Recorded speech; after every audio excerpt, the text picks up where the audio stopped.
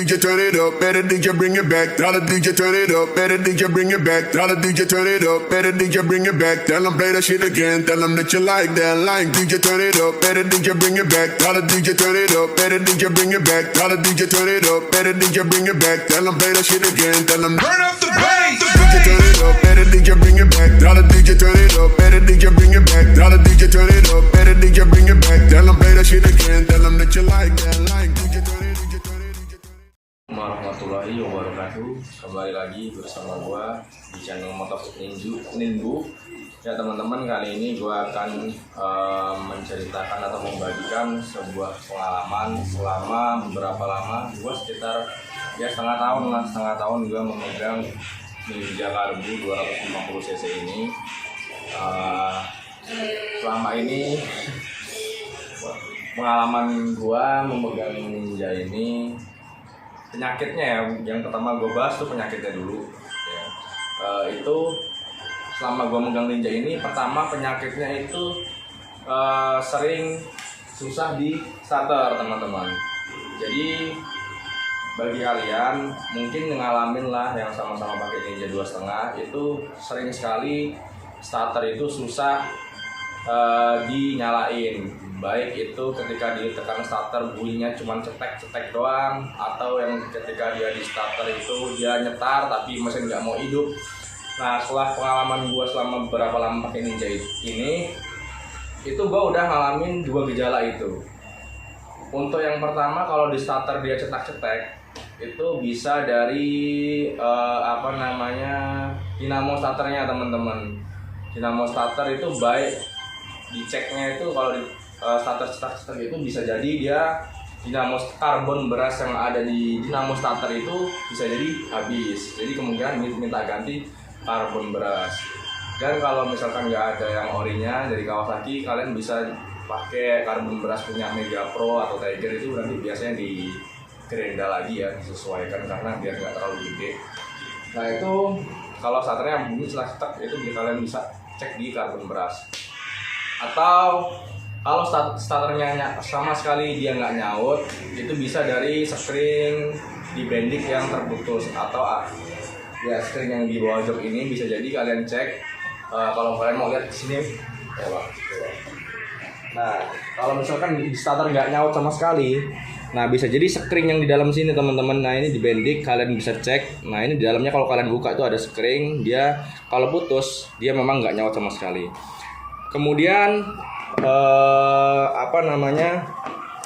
masalah starter yang ketiga, treble starter yang ketiga, yaitu ketika dia di starter dia hidup, cuman nggak mau mesin nggak mau menyala, jadi nggak nyaut ke mesin. Jadi setelah gua mengalami pengalaman yang ketiga ini, ternyata ketika dia di starter kok dia nyetar tapi mesin nggak mau hidup, itu masalahnya biasanya, apalagi kalau habis didinginin sampai malam sampai pagi, keadaan mesin dingin itu susah sekali untuk nyaut ke mesin. Walaupun di starter dia nyetar, itu kendalanya kalau seperti itu pasti bisa jadi pasti ada kebocoran dari klepnya gitu.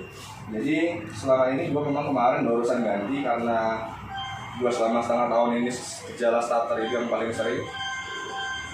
Ternyata ya setelah saya genta-genti ke bengkel ya kan, ke bengkel yang bukan Kawasaki, bukan ke dealer, bengkel-bengkel biasa gitu atau bengkel motorsport, itu memang relatif murah teman-teman, tapi pasti nanti ada lagi aja gejalanya yang istilahnya membuat motor kalian itu kumat lagi. Makanya gua sampai dari bendik, spring putus, kemudian dinamo starter, dan akhirnya yang paling parah di start tapi istilahnya nggak mau nyaut ke mesin, nggak mau ngimpen mesin, ternyata dari kebocoran klep dari mesin head sini. Jadi kalian harus bongkar. Dan kemarin untuk bongkar dan ganti klep itu, klepnya saja itu ada 8 butir di klep di mesin ini. Itu ada 8 butir teman-teman. Yang gua untuk klepnya saja itu sekitaran 8 butir, itu harganya sekitar 2 juta. Dan kemudian gua kemarin makanya gua langsung ganti bongkar mesin di dealer ya kan. Itu gua ganti klep, terus biaya turun mesin, ganti perpak, oli, radiator, dan seling gas ini segala macam habis 5 juta 100-an atau 5 juta 200. Jadi kalau saran gua teman-teman, selain di starter ini itu selain dari bendik atau sekring putus atau kebocoran pada klep, itu juga bisa jadi tembaga yang ada di tombol starter ini sudah habis atau minta diganti, atau dia kotor, bisa dibersihkan dengan carbo cleaner. Kalian coba dulu dari istilahnya dari servis yang terkecil dulu. Nanti kalau nggak ngatasin, kemungkinan itu kalau masih kumat-kumat starter susah hidup, kemungkinan itu ada kebocoran di klepnya. Sebenarnya untuk masalah kelistrikan untuk motor Ninja Karbo ini cuma itu aja teman-teman. Jadi bagi kalian yang susah mengalami kehidupan motor Ninja Karbo, sebenarnya kelistrikannya cuma itu aja, cuma susah starter. Kalian bisa dicek dari aki, kiprok. Kalau aki kiprok udah aman ya kan, ya kemungkinan cuma itu, kalau nggak dinamo starter ya kan, kalau itu nggak starternya kotor atau kebocoran pada mesin klep. Sebenarnya karena ini mungkin dari 2011 ya, karena 2011 sekarang udah 2022, udah 11 tahun, jadi mungkin memang wayahnya servis besar. Jadi menurut gua bagi teman-teman, kalau misalkan ada kerusakan pada mesin itu, kalau kata saya saranin mending kalian ke dealer Kawasaki-nya langsung, walaupun agak mengoprek dana yang sedikit lebih besar, tapi hasilnya puas dan seperti baru lagi dan tahan lama. Jadi kita nggak bongkar pasang sia-sia, kumat, buang duit lagi ke bengkel yang istilahnya nggak pernah bongkar Ninja atau di jalan resmi Kawasaki-nya gitu. Jadi cuma itu aja sih, cuma kalian bisa cek itu. Untuk listrikan Ninja itu doang yang istilahnya yang kalian perlu cek. Jadi kalian nggak usah kapok ya. Jadi penyakit Ninja Karbo itu cuma itu aja.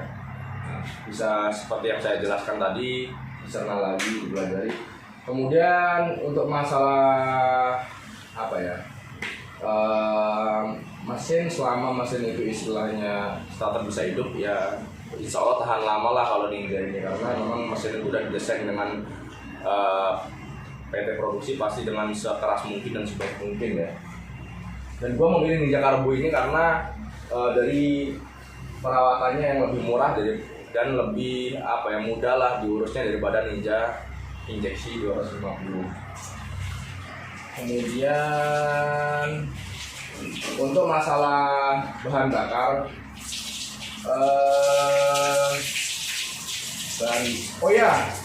bahan bakar nanti dulu.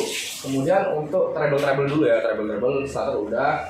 Kemudian ini bisa menjadi bekal kalian yang mau nyari Ninja Karbo atau untuk perawatan Ninja Karbo agar motor kalian tuh serasa enak dan sehat selalu.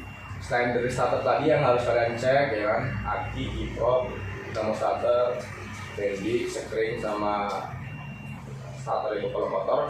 Selain itu untuk menjaga motor kalian agar tetap sehat, itu dari tangki teman-teman. Gua semalam kehujanan ya, karena tangki saluran pembuangan air di tangki gua tuh mampet. Jadi ketika kehujanan itu kan air masuk ke dalam tangki, jadi tercampur dengan bahan bakar. Jadi ketika itu motor gua berebut teman-teman, dan suaranya berubah menjadi motor 1 silinder seperti R15. Nah jadi buat kalian, karena tangki Ninja ini ya kalau udah terbilang lama karetnya kan udah keras kan gitu kan. Jadi cukup perlu hati-hati juga kalau misalkan saluran pembuangan air tangki itu mampet. Jadi kalian harus cek itu, karena itu bisa selain merusak karbu ya kan, terus kemudian dia bisa memperkarat dalam tangki ini sehingga bensin yang dibuang ke karbu itu menjadi mampet atau gimana kan. Jadi dan suara berubah menjadi 1 silinder. Jadi harus kalian, kalau misalkan ini mampet tangki ini, harus kalian bersihkan saluran pembuangan tangkinya itu bisa menggunakan seling kawan-kawan, seling Vespa gitu. Kalian sogok-sogok itu insya Allah dia lancar lagi gitu. Kalau nggak lancar ya terpaksa harus bongkar gitu di bengkel, mungkin biayanya sekitar 20.000 atau 25.000 lah. Untuk selama ini gua make itu aja sih. Yang paling gua bikin agak kapok itu cuman di kelistrikan aja. Cuman ternyata ya kelistrikan setelah selama ini setengah tahun gua perdalami, ternyata ya penyakitnya cuman itu aja Ninja Karbo itu starternya. Kalau nggak istilahnya dinamo starter, kalau nggak klep mengalami kebocoran gitu. Kalau asalkan aki dengan kiprok itu sehat. Kemudian kalau untuk masalah bahan bakar, kemarin gua ini lumayan ya irit sih. Masih terbilang terjangkau lah kapasitas kualitas bensinnya, karena kemarin gua berangkat dari Lampung Tengah. Dari Lampung Tengah itu sampai Tangerang gua nggak ngisi bahan bakar lagi, teman-teman.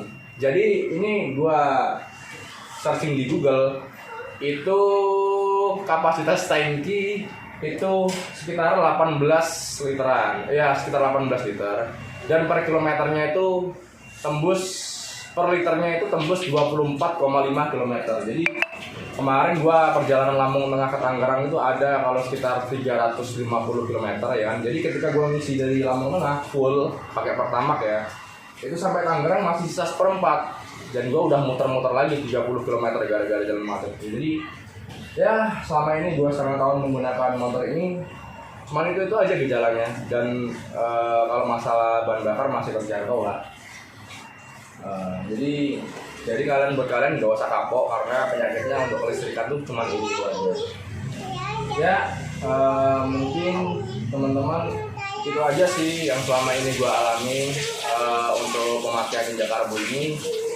Jadi mudah-mudahan video pendek ini bisa berbagi pengalaman dengan teman-teman ya kan, kalau mengalami gejala kerusakan motor yang sama, jadi bisa dideteksi dari yang saya ceritakan tadi. Sekian bagi saya sedikit, mudah-mudahan bermanfaat untuk yang teman.